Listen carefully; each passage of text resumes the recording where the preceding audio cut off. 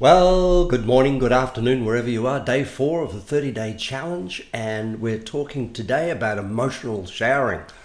Well, when most people decide that they want to get balance into their life, and they've got a circle, when we demonstrate this circle, there's 7 areas of life in the circle.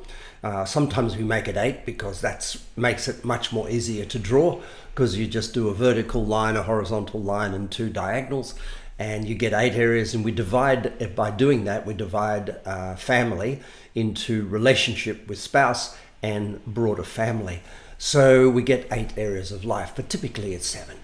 So we then decide that the center point of the whole thing is a score of 0. So where all the spokes intersect at the middle, that's 0, and we would score ourselves 0 out of 10 if we're absolutely bereft of any joy, any happiness, any satisfaction, any fulfillment, any success in that particular area of life. On the outside rim of the circle, it's a 10 out of 10. And it's really important to understand that this 10 out of 10 is nearly impossible to achieve. So we might score ourselves 8s and 9s sometimes, but a 10 out of 10 would basically say we are in paradise. Now, that paradise does exist. If you listen to the Success Formula audios, you will hear that we talk about a state of mind which is outside of the finite reality of everyday thinking, which is objective mind or the subconscious mind. We talk about a reality that exists outside of that mind, which is called the infinite mind, in where the laws of nature apply and where the universal laws are transparently available. You'll see that 10 out of 10 is the status quo. And that's why meditation is taught, and that's why they give people opportunities to go into hyper states of transcendental meditation and drug-inflicted states of bliss. Because out there in the universe, out there in the universal mind, out there in the inspired state of thinking, it is 10 out of 10 in all 7 areas of life, no matter what happens. But back in the finite mind, we score ourselves, and we score ourselves from 0 to hero in all 7 or 8 areas of life.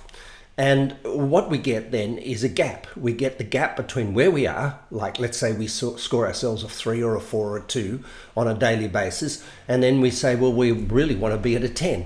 That's understandable. It's the gap. And this gap is what typically leads to depression. It leads to hyper accelerated attempts to repair something in our life. It leads to dramatic emotional swings, fight, flight, at work. It leads to exhaustion at home. It leads to the lack of intimacy. It's a loss of mojo. Now, there are 7 or 8 areas of life, and if that score, that very low score, is in 1 or even 2 or at the worst 3 areas of life, we are going to be down. We're going to have a downer. And that downer is going to be, in some ways, habit forming. So we will create habits around a downer to live with it. And those habits become addictive. Addicted to alcohol, addicted to people, addicted to money, addicted to drugs, addicted to watching the internet late at night. We'll do things to survive a multiple low score VIP score, where the gap between what we would love to feel and what we are feeling is quite quantum. And that means we've got, let's say, 3 3s, or a 2 and a 3 and a 4. And so what our objective is to improve the things that are wrong with our life. Now, the important thing about understanding universal laws of nature is to understand, and this is very critical, that if you're going to change one area of life, you need to change all. Now, the area underneath the area where you join your dots, as you can see from this diagram that I'm going to put up on the Vimeo video of this, where you join the dots, that area demonstrates what you've got available. So if you start working on your relationship and you go, oh, I've got a 2 in relationship, it's not doing well, and you start to put the foot on the accelerator in a relationship, very often it'll be at the cost of another area of life. So you might say, okay, I'm training for triathlons, I'm swimming every day, I'm getting exercise on my bike, I'm going for a run, but my relationship isn't going well. So what I'm going to do here is you might make the big mistake of switching your energy from your triathlon across to your relationship to improve your relationship. And what will happen is you'll end up with a 5, 6, 7, or even 8 in relationship, but you'll end up with a health score of 2 or 3 instead of having a 5, 6, 7, or 8 in health.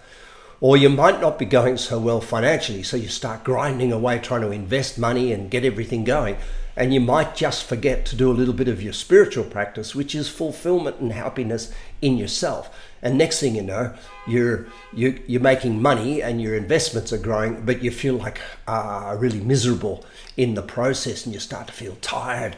And why? It's because you've focused on health, you've focused on making money, which were the areas that were down, and now you've robbed the energy that you were putting into strolling in the park, sitting under a tree, relaxing, giving yourself in your diary some thinking time every day, and all the things that made your spiritual aspect of life, which is your mojo and your energy and your vitality, have gone.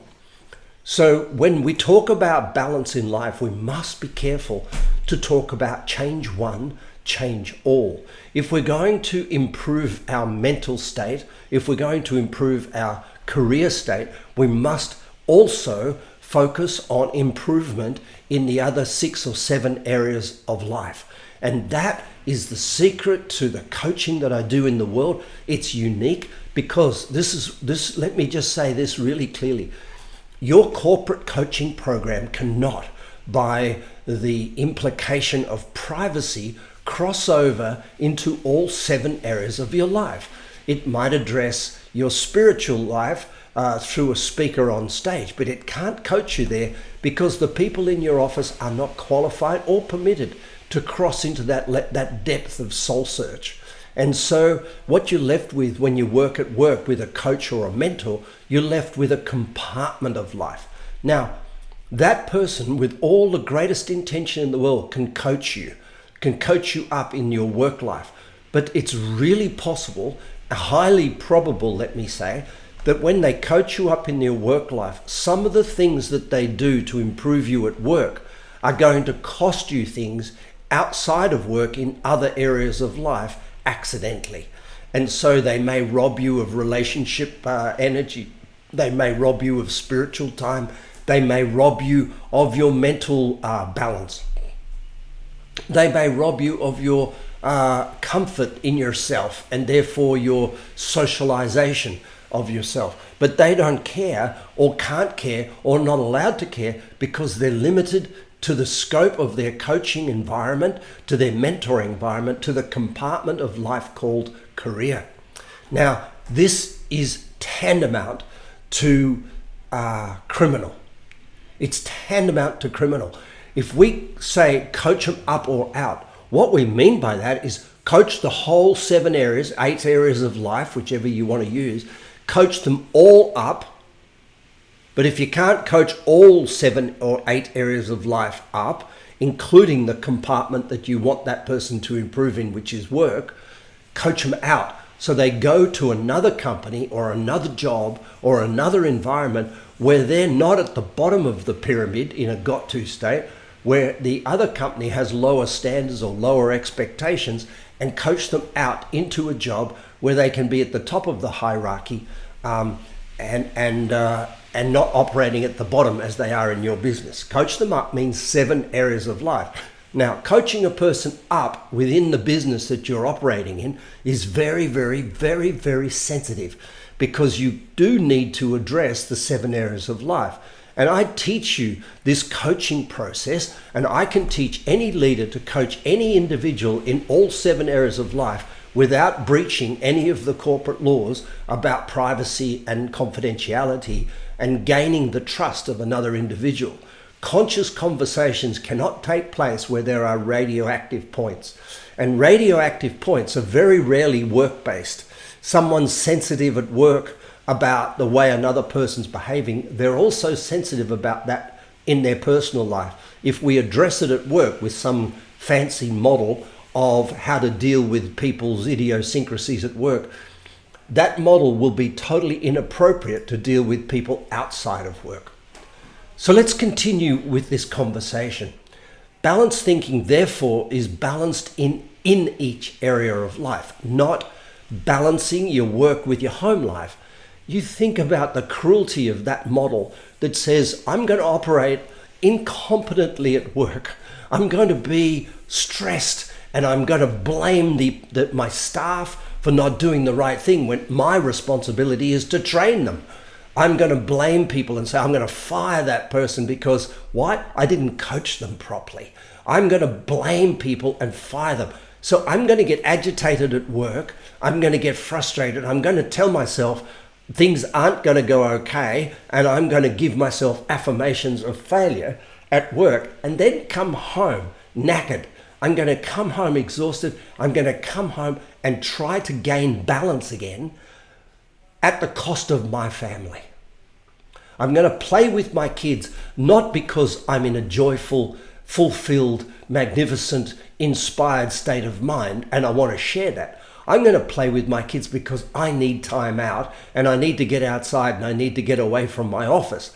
That's balancing your stupid at work with stupid with the kids, because now you're using people to get yourself balanced. Or you go out for dinner on what you call a fancy date night because I need to balance my work with my relationship. But that's not taking someone out on a date night. A date night, when you take someone out on a date night, is when you've had a magnificent day at work. You feel energized and vitalized by it, and you want to share that energy and that vitality by not talking about work so much. You want to talk about intimacy and love and complementary romance. And so you can share that energy in a different way. So one of the big things we have to address in the 30-day challenge is this conventional meme that work needs to be balanced by life, or life needs to be balanced by work. A balanced person is balanced all day, every day. They're balanced in what they do. They're balanced at work, not by things at home for work. So staying balanced means a balanced mind. Now, there's two sides to everything. You know that. You don't have to be taught there's two sides to everything. There's a silver cloud, a silver lining in every cloud. There's two sides to a coin. There's two sides to everything. If you see the two sides to things, you'll stay balanced. Great decisions. So we get into the habit of motivating ourselves by looking for the positive without the negative. And we say, this can't fail because there's so many positives. But that is naivety. That's a child. That's a juvenile business approach that says I'm addicted to finding positives without negatives. And that addiction, which is what people quite often use to start businesses and run businesses and grow businesses, leads to failure. There are two sides to everything, as Warren Buffett said. A person who can't manage their emotions can't manage their business. And managing an emotion is just a lopsided thought. So he's saying the same thing as I'm saying. I'm saying it a little more generically, but he's basically saying if you can't manage your emotions, you can't manage your career. If you can't manage the balance of your thinking, you can't manage your emotions. So there it is. So what we're trying to do is create a state where we don't react to things. We act. To act on something means we know what we want, we set it, we got a goal, and then we forget it. We work on staying balanced, turning up, bringing enthusiasm to the table, and being a balanced human being in all aspects of life. I finish this off by just a quick anecdote that I saw this week in one of the research magazines that talks about trends in the world. And they're talking about the trend of micro happiness.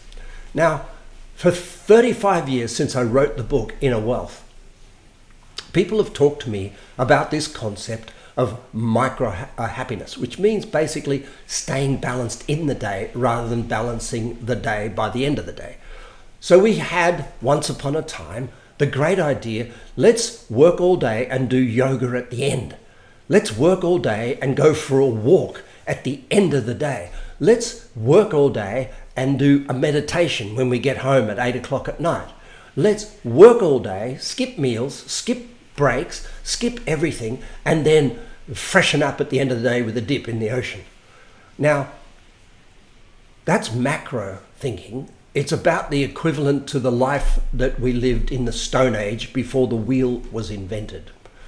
If you crack the shits at about 9:30 in the morning because some person didn't do their job, or a meeting didn't go the way you wanted, or someone was late, if you crack the shits at 9:30 and the next time you're going to do some reconciliation of that cracked space is 8 or 9 o'clock at night, you're going to impregnate everything you do throughout the day with the subliminal and subconscious thoughts of, shit, that person really screwed up, I'm pretty ticked off.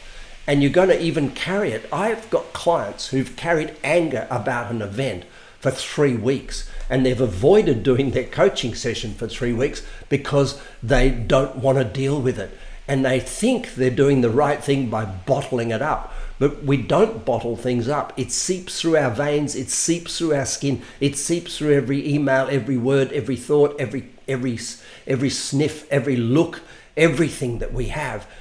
So why would we want to wait to the end of the day if we crack the shits at 9:30? Why would we not wait till the end of the day? Why wouldn't we deal with the cracking the shits at 9:30 at 9:31? And we have the ability to deal with cracking the shits. We do have the ability to deal with that 1 minute after it happens and be completely clean of it. This is not, I don't think this is optional. I think this is compulsory business leadership, 2022 going on 2023.